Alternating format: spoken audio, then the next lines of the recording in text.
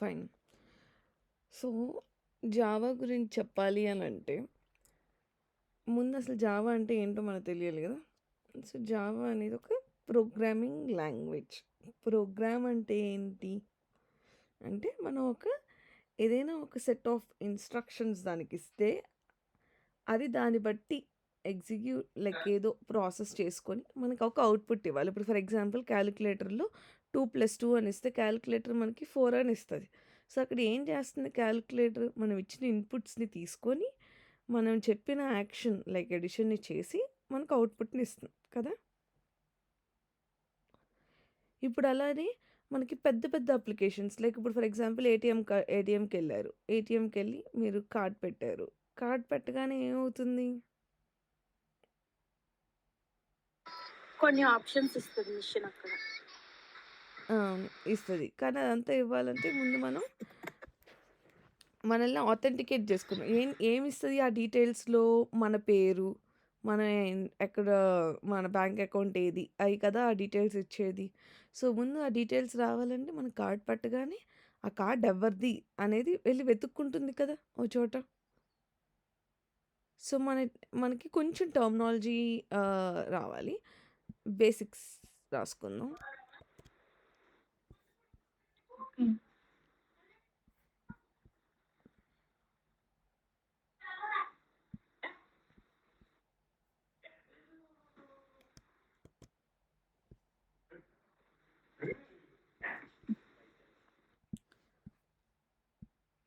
Okay. ఇప్పుడు ఇది మనం ఏటీఎం కార్డ్ అనుకుందాం. ఓకే. ఇప్పుడు ఈ కార్డ్ మనం పెట్టగానే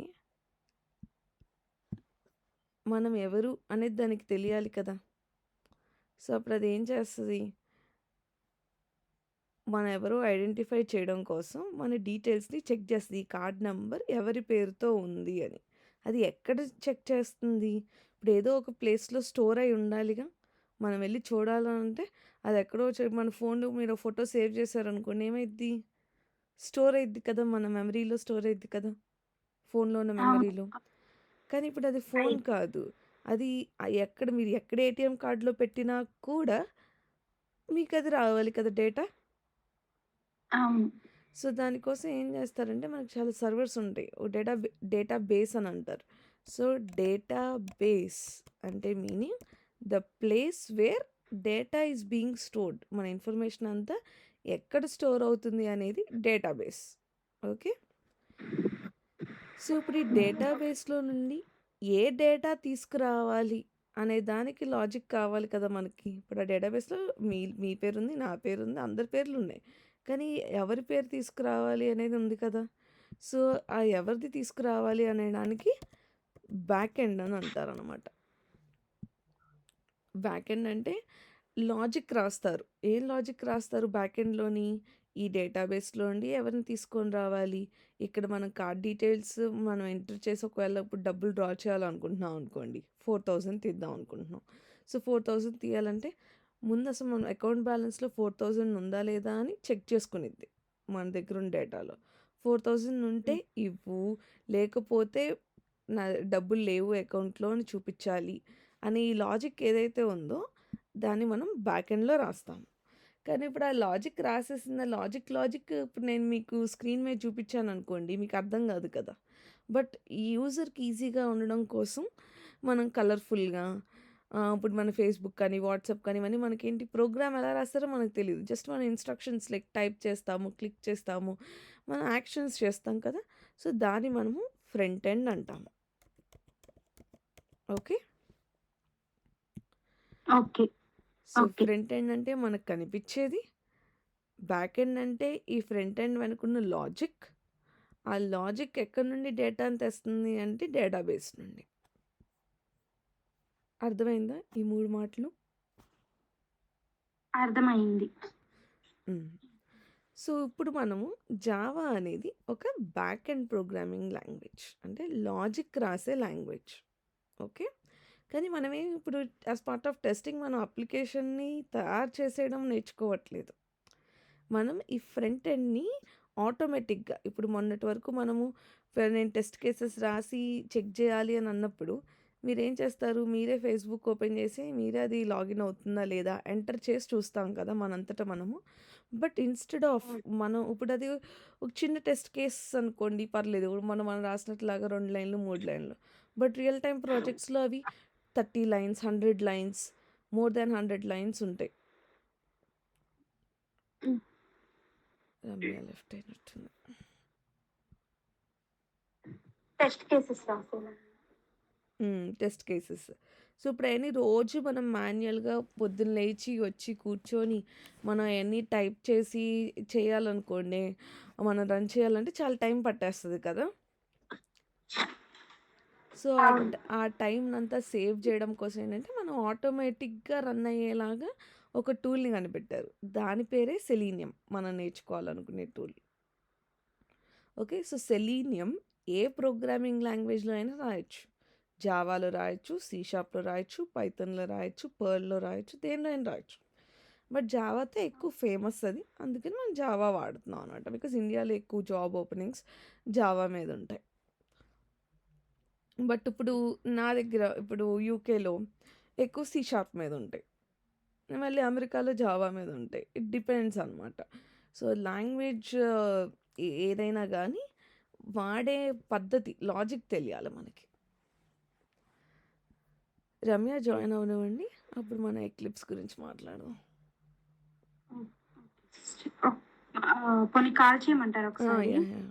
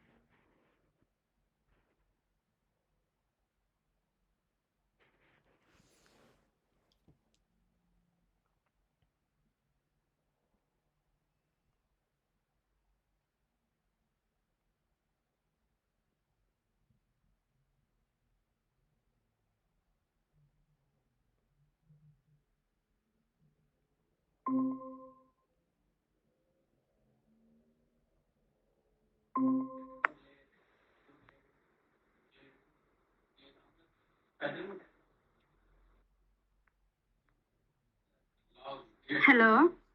హలో. హలో వినిపిస్తుంది. వినిపిస్తుంది. కంటిన్యూ చేయండి. Yeah!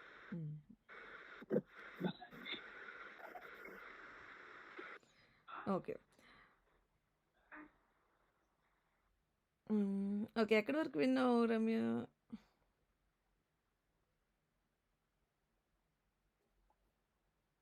Database, back end. Back end నేను విన్నాను. ఇప్పుడు న్యూగా ఏదో స్టార్ట్ చేశారు, ఆఫ్ అయిపోయింది సిస్టర్.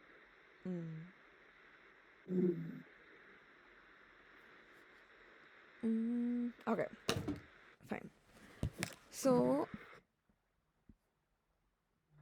ఇప్పుడు ఆటోమేషన్‌లో మనం వాడే టూల్ పేరేంటి గుర్తుందా? ఏ టూల్ నేర్చుకుందాం అని మనం ఈ కోర్స్ జాయిన్ అయ్యాం?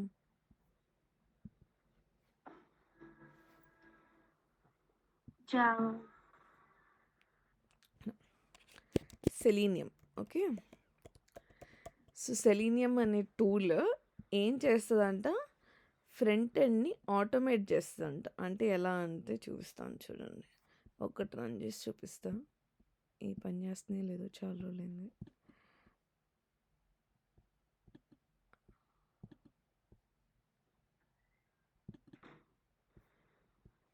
ఇప్పుడు ఇక్కడ ఏదో సమ్ లాజిక్ రాసింది. బట్ నేను దీన్ని జస్ట్ రన్ కొడుతున్నాను. ఇప్పుడు చూడండి ఏమైద్దో. నా మౌస్ ఇక్కడే ఉంది. ఓకే, ఈ ఐ ఇక్కడే ఉంది కదా, నేనేం ముట్టుకోవట్లేదు. బట్ వెయిట్ చేయండి, మీకే అర్థమవుతుంది ఏం చేస్తుందా.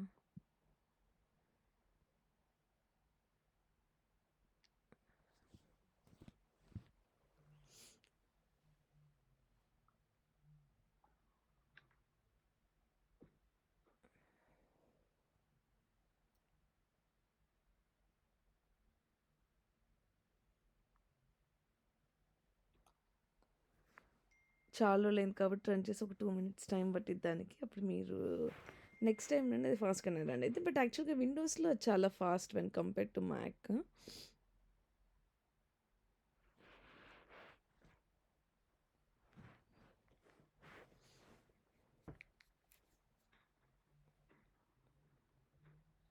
ఇప్పుడు చూడండి, ఆటోమేటిక్గా అదే ఒక బ్రౌజర్ని ఓపెన్ చేసింది కదా, నేనేం మౌస్ కదల్చలేదు కదా, నా మౌస్ అక్కడ ఉంది కదా, అదే ఆటోమేటిక్గా బ్రౌజర్ని ఓపెన్ చేసి అదే ఏదో టైప్ చేసి క్లిక్ చేసి చేస్తుంది అనమాట.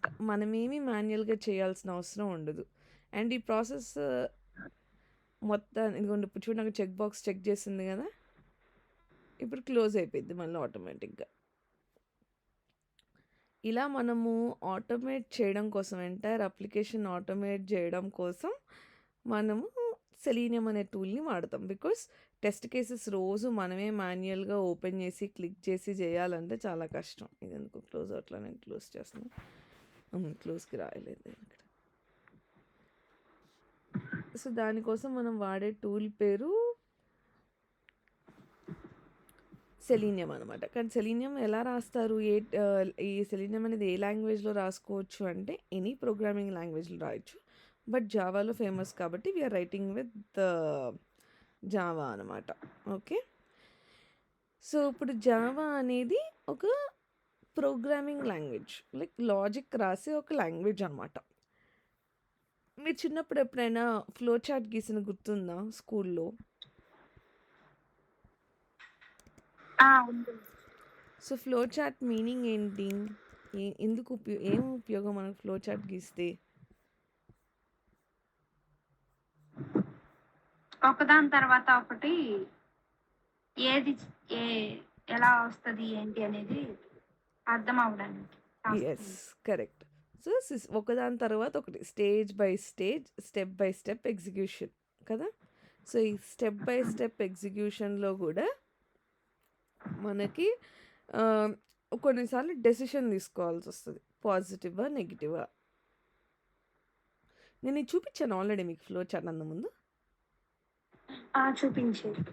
చూపించా కదా. సో ఇప్పుడు ఈ ఫ్లో చార్ట్లో ఉన్న విషయాన్ని మనం ఒక లాజిక్ లాగా రాయాలనుకోండి, అప్పుడు మనం ప్రోగ్రామింగ్ లాంగ్వేజెస్ వాడుకోవచ్చు. సో ఫ్లో చార్ట్ నుండి ఒక ప్రోగ్రామింగ్ ఒక లాజిక్ అనేది రాసుకోవచ్చు మనం బేసిక్గా. సో లాజిక్ రాయడానికి ఇదివరకు జావా రాయాలని అంటే నోట్ ప్యాడ్లో రాసుకునే వాళ్ళు అనమాట. సో నోట్ ప్యాడ్లో రాసుకున్నప్పుడు ఏమైందంటే లాజిక్ అంతా రాసేసి సేవ్ చేసి రన్ చేసేంత వరకు మనం రాసింది కరెక్టా కాదా, రన్ అయిద్దా లేదా అనేది మనకు తెలియదు అనమాట. But just to avoid that మనం ఏం చేసాము అని అంటే ఒక టూల్ కనిపెట్టారు, ఎక్లిప్స్ అని. ఎక్లిప్సే కాదు, మార్కెట్లో ఇంకా ఇంటెలిజే, జెట్ బ్రెయిన్స్ ఇవన్నీ ఉన్నాయి. ఏంటంటే కొంచెం డబ్బులు కట్టాలి వాటికి, లైసెన్స్ టూల్స్ అనమాట. ఎక్లిప్స్ అనేది ఓపెన్ సోర్స్ టూల్, అందుకనే మనం ఓపెన్ సోర్స్లో నేర్చుకుంటున్నాం. సో ఎక్లిప్స్ అనే టూల్ ఎందుకు హెల్ప్ చేస్తుందంటే, మనం టైప్ చేయగానే ఏమైనా మిస్టేక్స్ రాసామా, ఇక్కడ చూడండి కొన్ని వర్డ్స్ ఏమో పర్పుల్ కలర్లో కనిపిస్తున్నాయి, కొన్ని బ్లూలో, కొన్ని బ్లాక్, బ్రౌన్ అలాగా. అండ్ ఏమైనా మిస్టేక్ ఉందనుకోండి, అప్పుడు ఆ మిస్టేక్ ఏదో ఉంది అని మనకు చెప్తుంది అనమాట. ఇక్కడ చూడండి, అక్కడ సెమికాలన్ తీసే కానీ syntax error, insert semicolon at the end to complete statement మనం హెల్ప్ చేస్తుంది అనమాట ఆ మిస్టేక్స్ని ఓవర్కమ్ చేయడం కోసం. అందుకని మనం ఎక్లిప్స్ టూల్ వాడుతున్నాం. సో మీరు మొన్న ఏం చేశారు, జావా అని ఒక టూల్ని ఇన్స్టాల్ చేశారు. ఇన్స్టాల్ చేసిన తర్వాత ఇన్స్టాల్ అయిందా లేదా అని చెక్ చేసుకోవడం కోసం ఏం చేశారు, టర్మినల్ ఓపెన్ చేసి Java space hyphen hyphen version కొట్టారు. కొడితే ఇక్కడ మనకు వర్జన్ వస్తే దట్ మీన్స్ జావా అనేది కరెక్ట్‌గా ఇన్‌స్టాల్ అయిందని. నా సిస్టమ్‌లో 17థ్ వర్షన్ ఉంది. ఓకే. సో, ఇప్పుడు జావాని మనం ఎలా వాడాలనంట?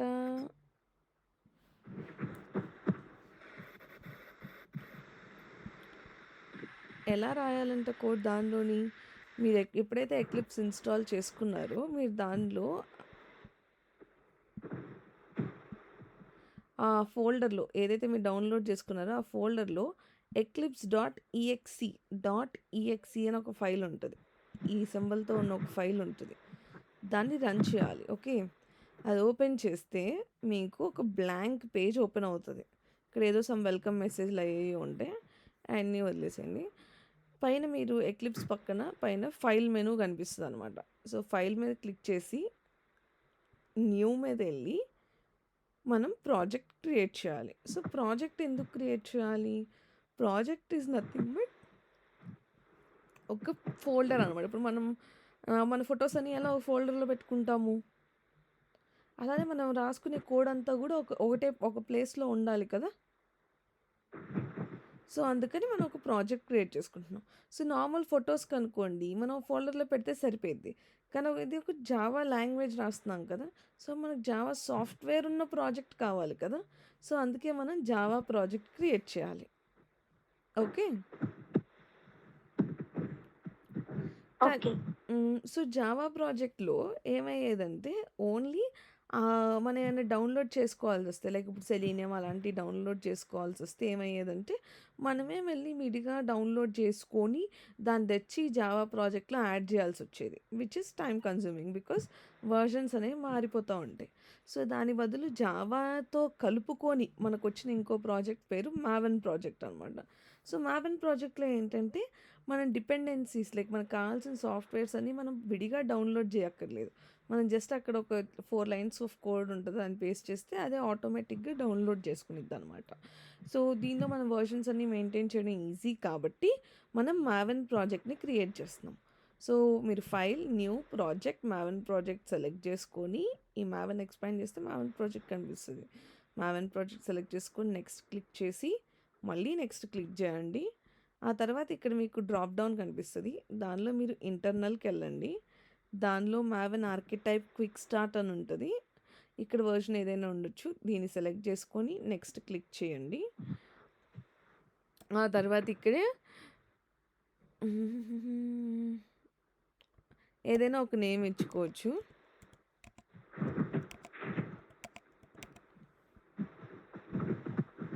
సో, జావాలో స్పేసెస్ అలౌ చేయదనమాట. ఇప్పుడు మనం కృష్ణ స్పేస్ రమ్య ఇలా ఇవ్వకూడదు. ఓకే. స్పేసెస్ అలౌ చేయదు. ఇక్కడ మీరు ఏదైనా ఒక నేమ్ ఇచ్చుకోండి. లైక్ ఆ ఫోల్డర్‌కి ఏం పేరు పెట్టుకుందాం అనుకుంటున్నామని. ఆర్టిఫాక్ట్ ఐడీలో ఏదైతే పేరు ఇస్తామో ఆ పేరుతో ఇక్కడ మనకి క్రియేట్ అయిద్దనమాట ప్రాజెక్ట్. నెక్స్ట్ ఫినిష్ కొట్టండి. ఫినిష్ కొడితే మీకు ఇప్పుడు లెఫ్ట్ సైడ్ చూడొచ్చు కృష్ణ రమ్య అని యాడ్ అయిపోయింది మనకి. ఓకే. ఇప్పుడు నేను దీన్ని ఎక్స్పాండ్ చేసి చూస్తే ఆటోమేటిక్‌గా కొన్ని ఫైల్స్ అనేవి క్రియేట్ అయినాయి. ఫోల్డర్స్ ఏంటి ఒకటి మెయిన్ జావా అంటుంది. ఇంకోటి టెస్ట్ జావా అంటుంది. Next JRE system library, Maven dependencies, పామ్.xml ఈ మళ్ళీ నార్మల్ ఫోల్డర్స్. ఈ ఫోల్డర్సే మళ్ళీ ఇక్కడ వచ్చినాయి. సో, ఇప్పుడు మనకి ఇందులో ఏం తెలియాలి అనంటే ప్రతి ఫోల్డర్ దాని మీనింగ్ మనకు అర్థం అవ్వాలి. ఫస్ట్ మనం ఇది చూద్దాం. JRE system library. జేఆర్ఈ అంటే Java run time environment. So, ఇది జావాకి సంబంధించిన లైబ్రరీ. లైబ్రరీ అంటే నథింగ్ బట్ సాఫ్ట్‌వేర్. ఇప్పుడు మనం దీన్ని ఎక్స్పాండ్ చేసామనుకోండి. చూస్తే మీకు ఇక్కడ చాలా జార్ సింబల్స్‌లో కనిపిస్తున్నాయా? ఇవన్నీ జావా సంబంధించిన లాజిక్ అంతా కూడా జార్ అంటే ఇప్పుడు మీరు ఆహ్, ఒక డబ్బాలో స్టోర్ చేసామనుకోండి. అది ఆ డబ్బాలోనే ఉండిద్ది. కిందకి పడదు కదా! స్ జార్స్ మనం అవును. సో, అలానే ఈ కోడ్ మొత్తాన్ని గూడా ఒక దానిలో లాక్ చేశారు. ఒక జిప్ ఫైల్‌లో లాగా పెట్టారనమాట. నథింగ్ బట్ వాటిలో మనం జార్స్ అని అంటాం జావాలోని. సో, ఇవన్నీ అలాంటి ఒక జిప్ ఫైల్స్ లాంటి ఒక లాజిక్ వీటన్నిటిలో గూడా జావాకి సంబంధించిన లాజిక్ ఉంది. ఓకే. ఓకే. అండ్ మనం ఏదైనా సాఫ్ట్‌వేర్స్ డౌన్‌లోడ్ చేసుకోవాలంటే ఈజీగా ఉండిద్ది మావెన్‌లో అయితే అని చెప్పాను కదా!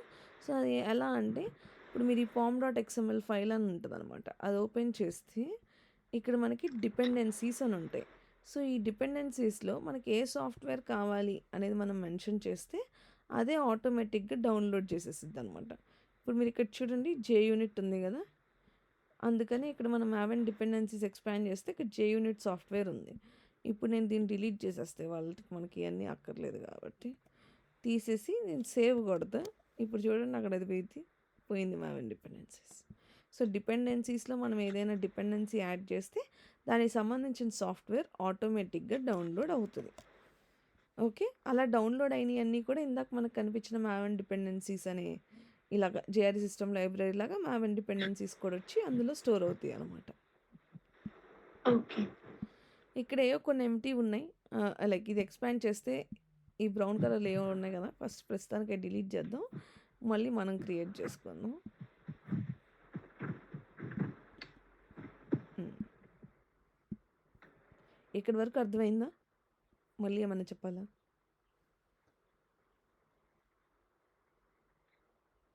అర్థమైంది సిస్టర్. ఓకే. సో, ఇప్పుడు మనకి ఇక్కడ మీరు చూస్తే ఆ ప్రాజెక్ట్ ఓపెన్ చేస్తే మెయిన్ ఫోల్డర్ ఉంది, టెస్ట్ ఫోల్డర్ ఉంది. ఇదేమో జావాకి సంబంధించిన లాజిక్. ఇదేమో మన ఏదైనా ఎక్స్టర్నల్ సాఫ్ట్‌వేర్స్ ఇంకేమైనా డౌన్‌లోడ్ చేసుకోవాలి అని అనుకుంటే దాన్ని మనం పామ్ డాట్ ఎక్స్ఎంఎల్ ఫైల్‌లో పెట్టుకుంటాం. అయితే ఇక్కడ మీరు ఇక్కడ జావా చూస్తే దాని వెర్షన్ అనేది 1.5 ఉంది. మీరెంత వెర్షన్ డౌన్‌లోడ్ చేశారు?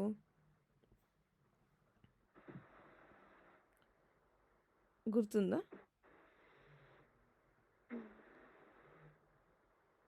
హ్మ్. మీరు ఏ వెర్షన్ డౌన్‌లోడ్ చేశారు?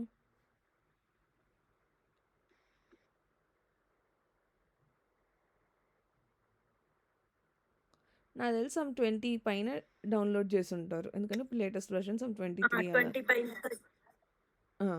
ఓకే. సో, కానీ ఇక్కడ ఎంతుంది? 1.5 24 ఉంది. అలా చేశారు. 24 ఓకే. ఇప్పుడు ఇక్కడ చూస్తే కానీ 1.5 ఉంది కదా! సో, జావా ఒక్కొక్క కొత్త వెర్షన్‌కి 1, 2, 3, 4 అలా పేర్లు ఇచ్చుకుంటూ వస్తది కదా! అలా 22 వరకు వచ్చాం. కానీ ఫస్ట్ ఇనీషియల్ డేస్‌లో కొత్తగా కనిపెట్టినప్పుడు ఏమైందంటే జావా 1.8 అనే వెర్షన్ కనిపెట్టిన తర్వాత నుండి జావా అనేది బాగా స్టేబుల్ అయింది. లైక్ ఆ తర్వాత నుంచి జావా చాలా ఫేమస్ అయిందనమాట. సో, ఈ జావా 1.5 వెర్షన్ ఇది చాలా పాతది. సో, మనం అది తీసేసి మరి మనం కొత్తది పెట్టుకోవాలి కదా! సో, అది ఎలా పెట్టుకోవాలంట? ఒకవేళ మనం ఇన్‌స్టాల్ చేసినప్పుడు ఇలా 1.5 కనిపిస్తే, ఒకవేళ 1.8 కన్నా పైన ఇంకెంత నంబర్ ఉన్నా మనం ఏం మార్చక్కర్లేదు. బట్ మీకు కూడా ఇలా నాలానే 1.5 వచ్చిందనుకోండి. అప్పుడు ఏం చేస్తారంటే రైట్ క్లిక్ చేసి, ఎక్కడ ప్రాజెక్ట్ మీద రైట్ క్లిక్ చేసి, ఇక్కడ మనకి బిల్డ్ పాత్ అని కనిపిస్తది. సో, ఆ బిల్డ్ పాత్‌లోకెళ్ళి కాన్ఫిగర్ బిల్డ్ పాత్ క్లిక్ చేసి, లైబ్రరీస్‌లో ముందు ఈ జావాని తీసేద్దాం. రిమూవ్ కొడదాం. బికాజ్ అది పాతది కదా!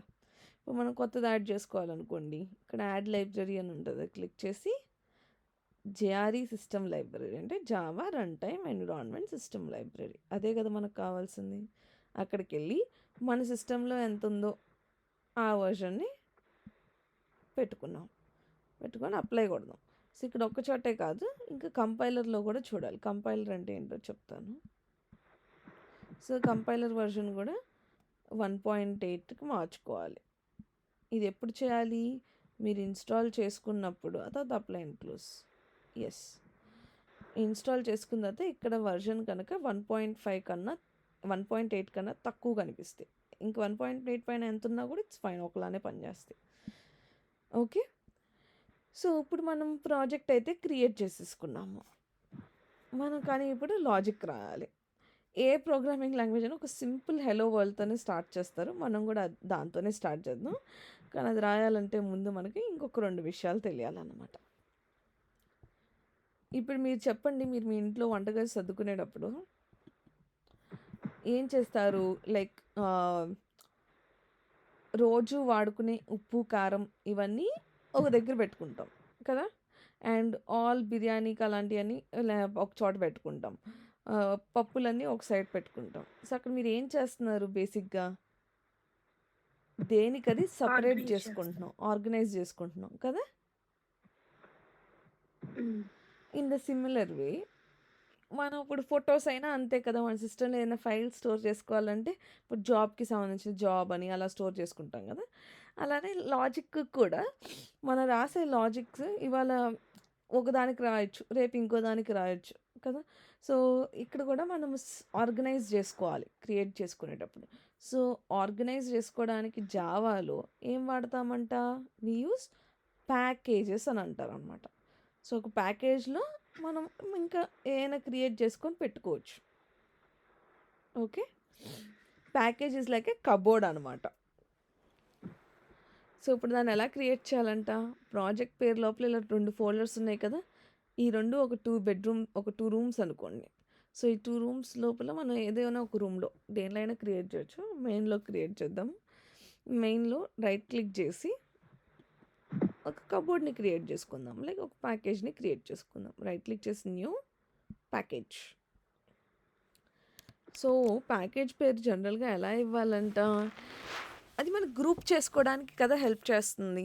సో, జనరల్‌గా సింటాక్స్ ఎలా ఇస్తారంటే కామ్ అంటే కంపెనీ పేరు. ఫర్ ఎగ్జాంపుల్ మన కంపెనీ పేరు మీ ఇద్దరి పేరు పెట్టుకుందాం. కేఆర్ అని పెడదాం. ఓకే. డాట్ మనము అన్ని స్మాల్ లెటర్స్‌లోనే ఇవ్వాలి ప్యాకేజ్ పేరు. సో, కంపెనీ పేరు రాసిన తర్వాత కామ్ డాట్ కేఆర్ డాట్ ఏం చెప్తుంది? ఈ ప్యాకేజ్‌లో దేనికి సంబంధించిన డీటెయిల్స్ ఉంటాయి? ఇందులో ఫోటోస్ ఉంటాయా? లాజిక్ ఉండిద్దా? లాజిక్ ఉంటే ఏముండిద్ది? నేనిప్పుడు మీకు జావా బేసిక్స్ నేర్పిస్తున్నాను కాబట్టి దీనికి నేను జావా బేసిక్స్ అనే పేరు పెడుతున్నాను. సో, దీనిలో స్పేసెస్ అనేవి ఎలవ్ చేయదు జావాలోను. ఓకే. అందుకని ఇప్పుడు మరి నేను ఇక్కడ బీ కూడా స్మాల్ పెట్టేసాననుకోండి. ఇది చదవడానికి ఎక్కడ స్టార్ట్ చేయాలి, ఎక్కడ ఎండ్ చేయాలో అంత ఈజీ కాదు కదా! So, to make understanding easy మనం క్యామెల్ కేస్ అని అంటామనమాట. సో, క్యామెల్ కేస్‌లో ఏం చేస్తాము, ఒక వర్డ్ తర్వాత వచ్చే నెక్స్ట్ వర్డ్‌లో ఫస్ట్ లెటర్ క్యాపిటల్ పెట్టుకుంటాం. So, Java, B capital, Java basics. ఎప్పుడైనా 2 వర్డ్స్ కంబైన్ చేస్తుంటే సెకండ్ వర్డ్‌లో వచ్చే ఫస్ట్ లెటర్ క్యాపిటల్ పెట్టుకుంటాం. బికాస్ స్పేస్ పెట్టుకోలేం కాబట్టి. దీన్ని మనం క్యామెల్ కేసింగ్ అని అంటాం. ఇప్పుడు మనం ఫినిష్ కొడదాం. సో, ఫినిష్ కొడితే ఇక్కడ వైట్ కలర్ ఎంప్టీగా ఒకటి క్రియేట్ అయింది కదా! సో, ఇప్పుడు ఈ కబోర్డ్ లోపల మనం ఏదో ఒకటి స్టోర్ చేయాలి. సో, మనం ఇక్కడ రాసే లాజిక్ అంతా ఏంటి? జావాకి సంబంధించిన లాజిక్ కదా! సో, జావాకి సంబంధించిన లాజిక్ అంతా కూడా మనము క్లాస్ అనే దానిలో రాయాలి. ఓకే. సో, మనం మళ్ళీ ప్యాకేజ్ మీద రైట్ క్లిక్ చేసి న్యూ క్లాస్ సెలెక్ట్ చేయాలి. క్లాస్ సెలెక్ట్ చేసి క్లాస్ పేరుకి సింటాక్స్ ఏంటి? సింటాక్స్‌లు గుర్తుండాలి. సో, ప్యాకేజ్‌కైతే అన్నీ స్మాల్ లెటర్స్ ఇస్తాము. ఏదైనా మనం 2 వర్డ్స్ కంబైన్ చేస్తా అంటే సెకండ్ వర్డ్‌లో వచ్చే ఫస్ట్ లెటర్ క్యాపిటల్ పెట్టుకుంటాం. కానీ క్లాస్ నేమ్‌లో ఏంటంటే ఫస్ట్ లెటర్ కూడా క్యాపిటల్ ఉండాలనమాట. ఒకవేళ లేకపోతే ఏమైద్దో చూద్దాం. ఇప్పుడు నేను ఇక్కడ డెమో అని ఇచ్చాననుకోండి. ఇక్కడ ఏమంటుంది? Type name is discouraged by convention. Java type names usually start with an upper case letter. So, first letter ఎప్పుడు కూడా అప్పర్ కేస్ ఉండాలి అని అంటుంది. సో, అందుకని ఫస్ట్ లెటర్ క్యాపిటల్ పెట్టాలి. ఒకవేళ మీకు ఇంకేమన్నా నెక్స్ట్ ఇంకో వర్డ్ యాడ్ చేయాలనుకుంటున్నాం అనుకోండి. అప్పుడు మళ్ళీ సెకండ్ వర్డ్‌లో వచ్చే ఫస్ట్ లెటర్ క్యాపిటలే పెడతాం. అది నేమ్. సో, ఈ నేమ్ ఏంటి? ఫైల్ యొక్క పేరు. ఇప్పుడు మనం క్రియేట్ చేసే ఫైల్ యొక్క పేరు. ఓకే. ఇక్కడ ఏదో పబ్లిక్ స్టాటిక్ వాయిడ్ మెయిన్ అని ఉంది. దీని మీద చెక్ చేయండి. అదేంటో నెక్స్ట్ క్లాసెస్‌లో మీకు అర్థమవుతది. ఫినిష్ కొడదాం. ఓకే. సో, ఇప్పుడు మీరు చూస్తే ఎలా ఆర్గనైజ్ అయింది ఇది? ప్రాజెక్ట్, దాని లోపల ఒక మెయిన్ ఫోల్డర్, ఆ మెయిన్ ఫోల్డర్ లోపల ఒక ప్యాకేజ్, ప్యాకేజ్ లోపల ఒక క్లాస్. సో, ప్యాకేజ్ వల్ల యూజ్ ఏంటి చెప్పండి?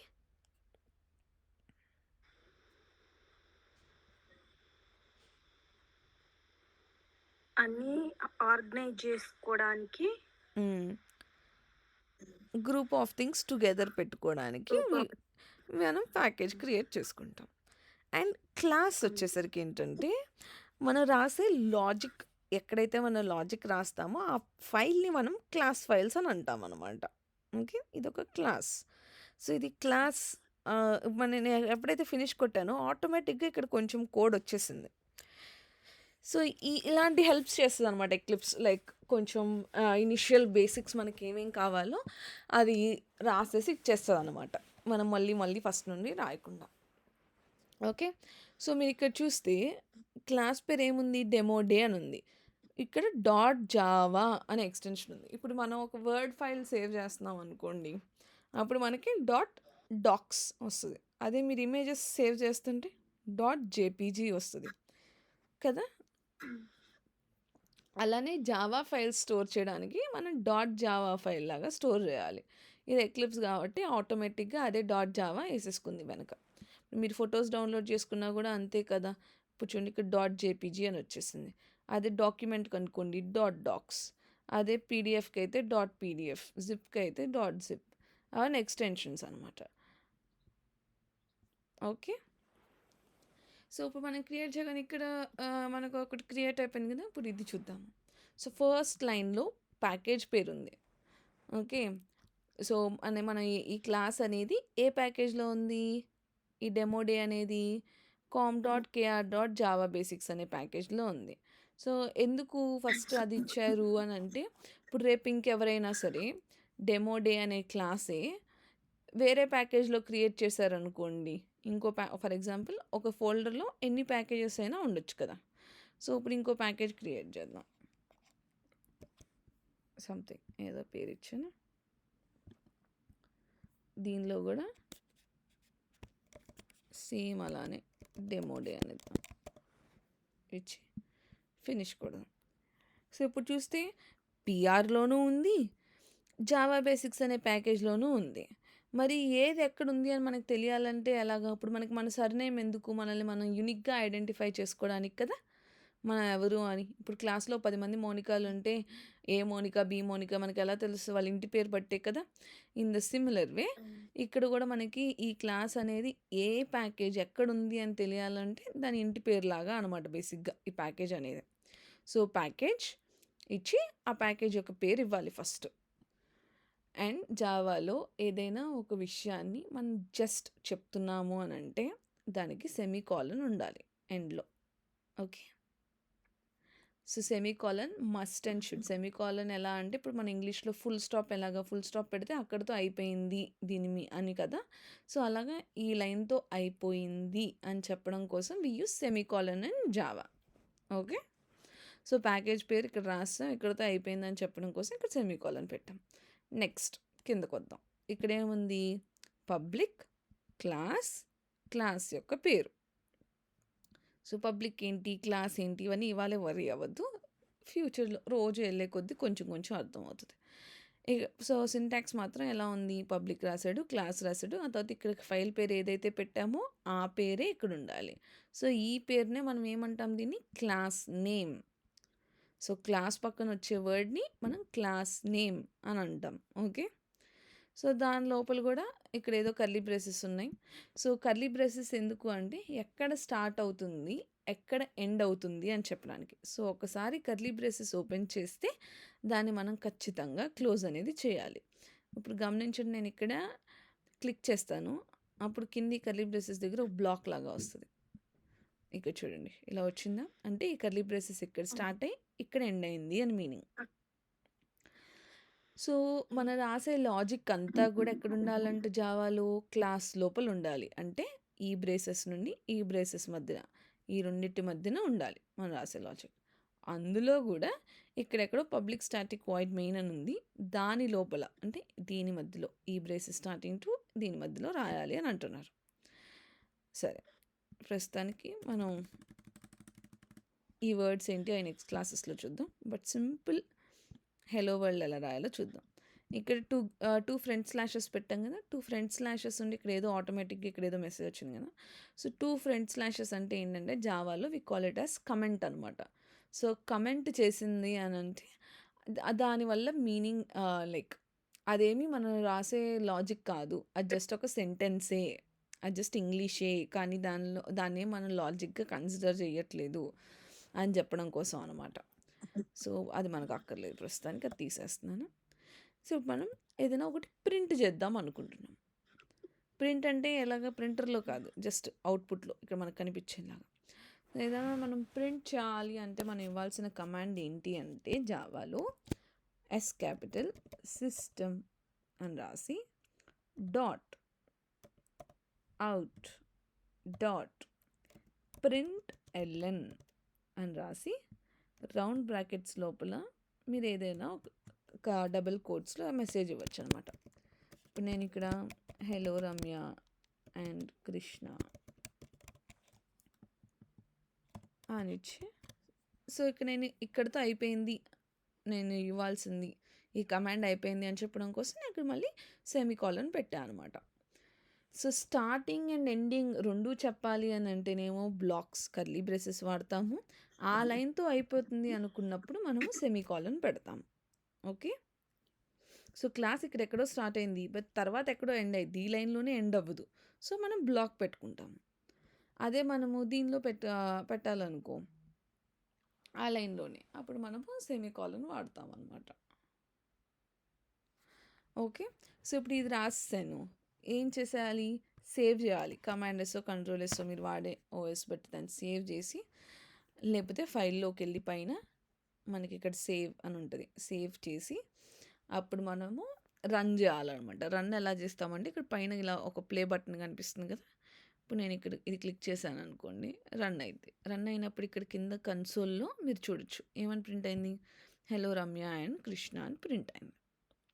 సో ఇలా ప్రింట్ అవ్వాలంటే మనం క్లాస్ క్రియేట్ చేయాలి, దానిలో system.out.println అనే కమాండ్ ఇస్తే దాని లోపల మనం ఏదైతే ఇస్తామో అది మనకి ప్రింట్ అవుతుంది అనమాట. ఓకే, కానీ అది మీరు గుర్తుపెట్టుకొని డబుల్ కోట్స్లో ఇవ్వాలి.